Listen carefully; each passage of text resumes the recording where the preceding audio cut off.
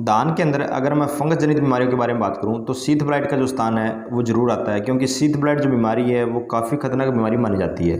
किसान साथियों, बहुत से ऐसे फार्मर हैं जिन्हें शीथ ब्लाइट का जो सिम्टम है या फिर जो निशानी है उसके बारे में बहुत कम मात्रा के अंदर पता चलता है। तो आज की इस वीडियो में सबसे पहले हम बात कर लेते हैं कि शीथ ब्लाइट का जो सिम्टम है वो आप कैसे चेक कर सकते हो। पहले तो दोनों जो शब्द है उनको आप अलग कर दीजिए। शीथ को अलग करना है आपको और ब्लाइट को अलग करना है। शीथ का मतलब समझिए, शीथ जो है वो इंग्लिश वर्ड है। वो क्या है कि हमारे जो धान की शाखा होती है, शाखा जो है वो पत्तियों को लिपट कर बनी होती है, जैसे कि आप देख रहे हो। इसका मतलब हो गया शीथ इंग्लिश के अंदर। और ब्लाइट का मतलब होता है दाग या धब्बा, यानी कि इस शाखा के ऊपर अगर आपको जामुनी रंग के या पानी जैसे या फिर हल्के भूरे रंग के अगर धब्बे दिखाई दे रहे हैं, जैसे कि आप फोटो के अंदर देख रहे हो, इसका मतलब कि आपके खेत के अंदर जो शीथ ब्लाइट है वो आ चुकी है। शीथ ब्लाइट मुख्य तौर पर, वैसे तो अगर हम बात करें फंगस जनित जितनी भी बीमारी है वो मौसम के ऊपर या फिर जो टेम्परेचर है उसके ऊपर निर्भर करती है। जब भी जो मौसम है या फिर जो टेम्परेचर है इनके अनुकूल हो जाता है तो इनके जो स्पोर होते हैं या फिर इनके जो बीज होते हैं वो हमारे पौधे के अंदर एक्टिव हो जाते हैं। फंगस जनित बीमारियों को रोकने के लिए या फिर शीथ ब्लाइट को रोकने के लिए मार्केट के अंदर काफ़ी सारे ऐसे टेक्निकल है जो इस बीमारी के ऊपर कंट्रोल पा लेते हैं, लेकिन कुछ एक आपके हाथ में है। वो आपके हाथ में क्या है कि एक तो जो पानी का प्रबंधन है वो आपको ठीक तरीके से करना है, यानी कि पानी को आपको सुखा के देना है। गोप अवस्था के अंदर आपको पानी नहीं सुखाना है, उससे पहले आप जो पानी है अपने खेत के अंदर सुखा सकते हैं।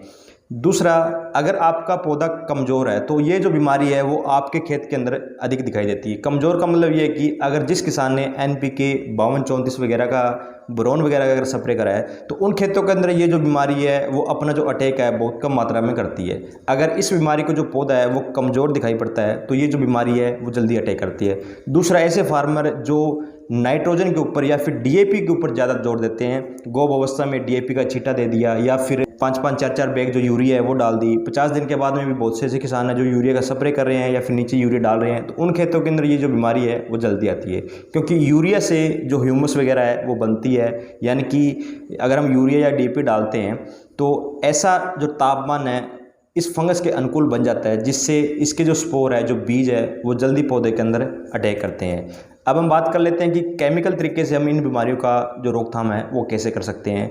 अगर मैं ब्रांड नाम लूँ तो सबसे पहले सबसे स्ट्रॉन्ग दवाई आती है शीथ ब्लाइट के ऊपर, स्पेशली थाइफ्लूजामाइड, यानी कि जो पल्सर नाम से आती है।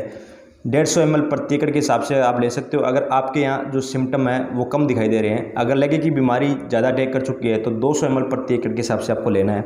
इसके बाद में आता है हमारा कस्टोडिया, उसके साथ आप M45 200 ग्राम जरूर मिक्स करें, क्योंकि इसका जो रिजल्ट है वो जल्दी आपको मिलेगा अगर आपके खेत में बीमारी आ चुकी है। अगर बीमारी अभी तक बहुत कम मात्रा में आई है तो आप जो कस्टोडिया का छिड़का हुआ है वो अकेला कर सकते हैं। उसके बाद 250 ml आपको डोज लेनी है कस्टोडिया की। उसके बाद में आता है हमारा एमिस्टाटॉप, उसे भी आप 200 ml प्रति एकड़ के हिसाब से छिड़काव कर सकते हैं।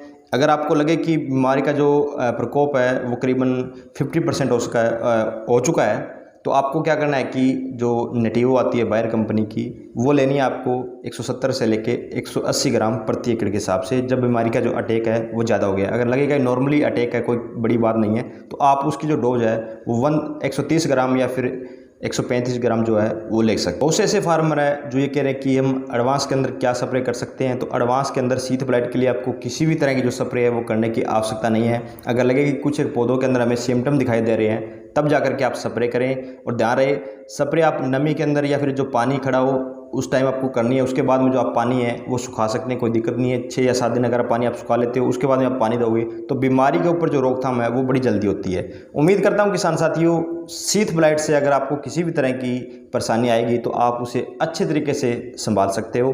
धन्यवाद किसान साथियों।